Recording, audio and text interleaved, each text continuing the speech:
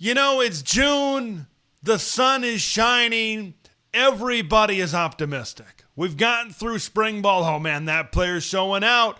He's in the best shape of his career. Well, this guy had a really big spring. Obviously, he's going to be an all-conference player next season. Now, I know some of the optimism that rings out there, and I'm going to be honest. I think this conference has a lot of really good football teams, and I think there's a lot of different scenarios that I think could take place in this conference this season. But I've got three teams that I really believe in. Now, just because I believe in them doesn't mean they're all winning 10 games. I think belief means different things for different fan bases and different football programs. So I want to make sure that I get that out of the way right away. But I think these three teams, I really believe. Now, some of these might go on with some of the trendy mainstream picks that are going on. But maybe others don't have as much trendiness and sexiness to them. All right, let's dive into it, and let's start first with the Golden Gophers of Minnesota. Yes, this Wisconsinite is maybe having a little bit, this native Wisconsinite, having a little bit of a tough time really admitting just how good I think Minnesota is going to be. And I made this public a little bit on the Twitter sphere here throughout this offseason as well. But man, Minnesota, they just have a proven offensive formula. And I think that they are going to lean into that offensive formula this season. Darius Taylor, he's one of the best backs in the Big Ten. We've been saying it for the last couple of years. And it's funny, he just came just shy from a 1,000-yard season last year, but he's yet to get a 1,000-yard season. He's an extremely talented back. They brought in a transfer running back by the name of A.J. Turner from Marshall, 864 yards and 6 touchdowns. So there is depth at that position.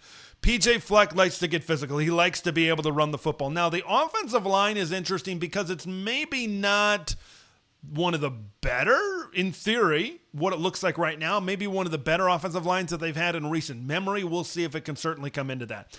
Now, they got Drake Lindsay. Now, when you're talking about belief, you're usually talking about things that are proven, things you can rely on. You not necessarily can rely on a redshirt freshman quarterback right now, even though there have been some good returns from some practices from Drake Lindsay. But when you look at the offense, they brought in Javon Tracy out of the transfer portal at wide receiver. They brought in Logan Loya, a good slot receiver from UCLA out of the transfer portal. Over there at wide receiver. You've got Christian Driver on this team. You've got Lamecki Brockington on this team. Like, there's a lot of weapons, but I think like Minnesota is just going to lean into, and I think they're going to be very good at what they do.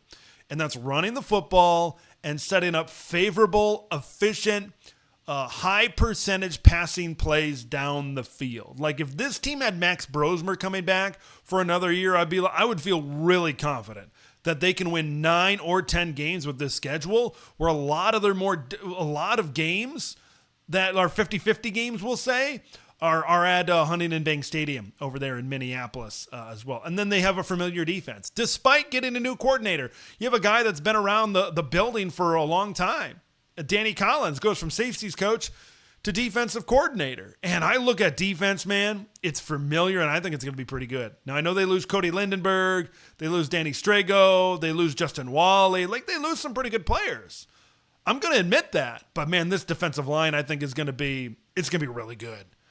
It's going to be really, really good for Minnesota. Anthony Smith had 6 sacks last season. Jalen Logan Redding, 300-plus pound defensive tackle. Devin Eastern. Jackson Howard, I think this year coming off the edge, could really come into his own. A former LSU commit, and he was there for a year, and top 100, top 150 type of player. Like, this defensive line, when you compare this defensive line and how they can get after it with what they have in the secondary with Coy Parrish, one of the best defensive backs in the entire country. Kerry Brown. Hey, Kerry Brown's a little bit underrated. You know, he kind of flies under the radar a little bit just because Coy Parrish is so highly thought of. But I just think like PJ Fleck, since he's really gotten going at Minnesota, he hasn't really had a bad year. He makes bowl games, he wins bowl games. Last year, they were like this close, being like 8-4, maybe even 9-3. Look how they played against Penn State. I mean, look how they got screwed in that offside kick call against Michigan earlier on during the season. Like, this was a good team last year. that played in, and they were in a lot of their football games a season ago, I think everything shapes up pretty favorable. If they can just get decent play out of their redshirt freshman quarterback, I think they've got a lot of pieces on this team. I certainly believe, count me in as a believer, in this Minnesota football team. Let's go out to the West Coast now and talk about the Washington Huskies. Why do I believe in Washington? Because they've got one of the most electric players in college football at quarterback, man. Damon Williams, he's going to be fun to watch. You've got Josh Pate kind of ranking him in the top 5 of Big Ten quarterbacks. And, when it comes to his mobility and creating plays with his legs, plus what he can do with his arm, we got a glimpse of it, man, of what happened when Washington got behind in that Sun Bowl against Louisville. You saw Damon really will this Huskies teams back and give them a chance. And then you look at Jonah Coleman as a 1,000-yard back. You got Denzel Boston, Amari Evans transfers in from Penn State. Like, their skill positions, their starting skill positions are really good. The thing that I'm going to have my eye on is the depth. Okay, how is the depth going to be? If one of these guys go down, if a couple of these guys go down, are there going to be guys that are going to be able to step up in their places? Or if maybe they're double covering a wide receiver, or if this guy's not having a great day, where can they go from there? But I believe in Washington. It's the second year of Jedd Fisch. We saw Jedd Fisch at Arizona just take steps up the ladder. And I think Washington has enough talent around them this season, and they've got enough talented players on offense where I think that they can give pretty much every team on their schedule fits. Not saying that they'll be able to be in one position games every single week, but they're going to keep defensive coordinators up at night with the talent, with the big playability that they have on the offensive side. And the defense is interesting because it's Ryan Walters' first year. Do I believe in Ryan Walters? I don't know. Saw some good things at Illinois, saw some pretty bad things at Purdue. I think we're really going to find out exactly what kind of a coach Ryan is here in his first year as the defensive coordinator. But I think Washington is having an improved defense. Now, the defensive line, they got to replace everybody. But you look to linebacker, and I think in the middle of the defense, I think they've got some decent players. Tariq Al-Aquad, I hope I'm saying that right, 57 tackles, 3 interceptions at Washington State last year. He transfers over. A healthy Zach Durfee could make a big difference coming off the edge for the Huskies. Isaiah Ward, Russell Davis, a couple of former Arizona players that I think Washington is expecting to play a bigger role. And then Ephesians Prysock and Takario Davis, 2 also former Arizona Wildcats, kind of coming in, and I think that they've got those corner spots locked down, and I think they're going to be pretty good over there as well. This Washington defense just needs to be average. If that offense is performing at the level that we think, that we believe that it can perform, just give me an average defense, Ryan Walters, and I think you're going to be in a lot of games. Let the offense cook. I believe in this Washington team to really make a decent second-year jump by maybe a couple of games from where they were last season at 6-6 in the regular season.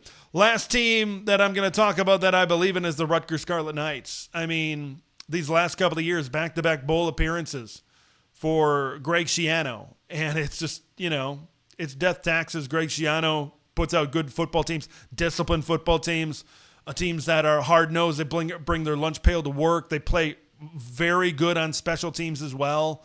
That's the kind of team that you get out of Rutgers. When I look at the Scarlet Knights, you look at a returning and experienced quarterback and an offensive line. Now, I'm not crazy about Ethan Kaliakmanis. I don't think he's an extremely good quarterback and player, but there's something to be said about having played as long as he had in the Big Ten Conference. Last season, what is 2,600 yards, 18 touchdowns, 7 picks. That's decent. If he can get somewhere, around 2,800 yards and 20 touchdowns, they could be doing something. So we'll see if that indeed can happen with Ethan. I think Ethan's best friend is going to be an experienced offensive line. All 5 of these guys, projected starters, are slated to be seniors. They've played a lot of football. And now maybe not every one of them has started a bunch of games. Gus Zelenkus is going to anchor this thing, 3rd year starting for Rutgers. It's great to have that type of Scarlet Knights experience in the middle of the O-line, but you compare, you look at those 2 positions as having experience. I think that's going to help your offense in a lot of big ways, certainly. And this team, Rutgers did a great job in the transfer portal. they must have had a good amount of money laying around to be like, hey, we got to go out and get some guys in the portal. They had the 9th-ranked transfer portal class in the country, the 2nd-ranked transfer portal class in the Big Ten. They didn't bring in like 25 or 30 guys. They brought in 16 players. C.J. Campbell, the running back from Florida Atlantic, 840 yards and 11 scores last season. Like, I think there's going to be more depth. Common guy, back-to-back 1,000-yard seasons. There's going to have to be more depth in the running back room as well. Antoine Raymond, Samuel Brown. I think you're going to have a 2 to 3-headed monster to be able to kind of replicate that type of production that we saw from Anungai. And I think they've got decent receivers as well. Like in the past few years, this might be as good as I've felt about Scarlet Knights' weapons on the perimeter.